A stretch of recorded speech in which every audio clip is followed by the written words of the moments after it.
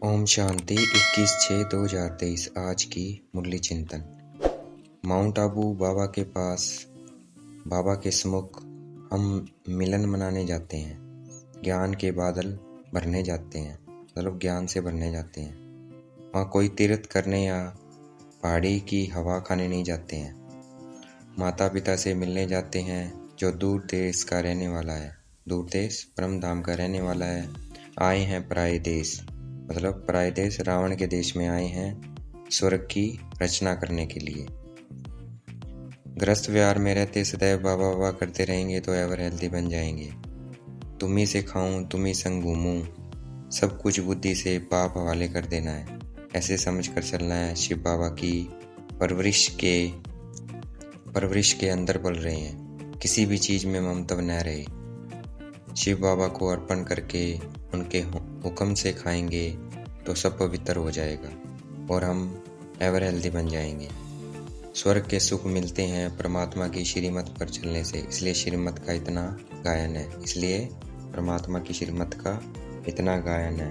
वो गायन है किस रूप में? श्रीमद् भागवत गीता के रूप में। परमात्मा पराये देश में आए हैं क्योंकि ये रावण का देश है।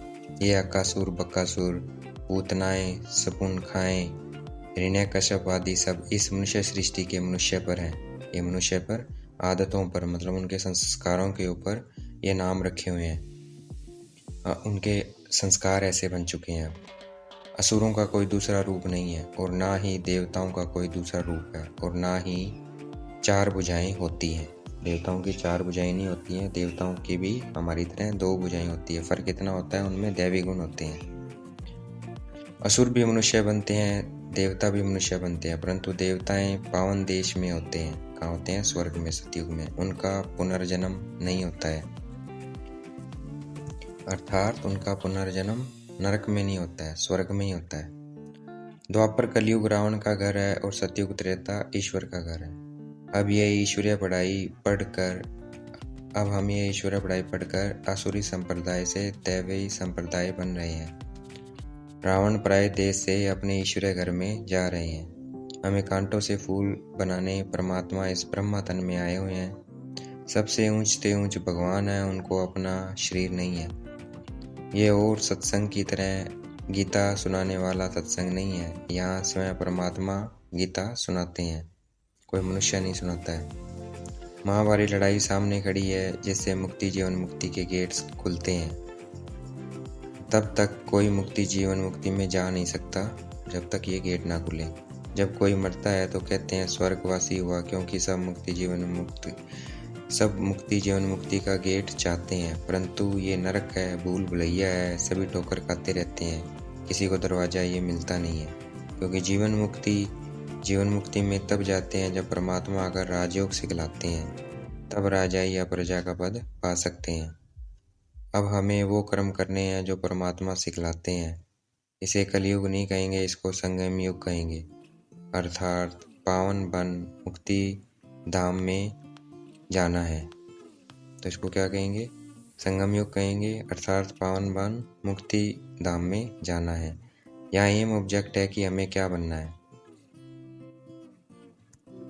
यहाँ एम ऑब्जेक्ट है कि हमें क्या बनना है, अर्थात पावन बन मुक्ति धाम में जाना है। और जो दुनिया में गीता पाठशालाएं, वेद शास्त्र आदि सुनाते हैं, वहाँ कोई एम ऑब्जेक्ट अर्थात जीवन का कोई लक्ष्य नहीं है कि हमें क्या बनना है। वहाँ कोई एम ऑब्जेक्ट नहीं है। और यहाँ इस ईश्वरीय पढ़ाई में एम ऑब्जेक्ट है। इस ईश्वरीय पढ़ाई से 21 जन्म, यह ईश्वरीय पढ़ाई 21 जन्मों की सोर्स ऑफ इनकम है। हमें बाप से ये 21 जन्मों का वर्षा लेना है, ये हमारा जन्मसिद्ध अधिकार है। इस वक्त परमपिता परमात्मा हमारे बाप भी हैं, टीचर भी हैं, सतगुरु भी है, जिनसे हमें आने वाले नई दुनिया स्वर्ग में सुख मिलते हैं। तो स्वर्ग की इस ऊंची मंजिल पर जाने के लिए बाप, टीचर, गुरु के रूप में हमें तीन इंजन मिले हैं। बाप, टीचर, गुरु के रूप में हमें 3 इंजन मिले हैं। सदा इसी समृद्धि से हमें आगे बढ़ता रहना है। आज का वरदान, अनुभवों की संपन्नता द्वारा सदा उमंग उत्साह में रहने वाले मास्टर ऑलमाइटी अथॉरिटी भव। आज का स्लोगन, अमृत वेला विशेष प्रभु पालना की वेला है, इसका महत्व जान पूरा लाभ लो। अच्छा, ओम शांति। शुक्रिया मीठे बाबा, शुक्रिया।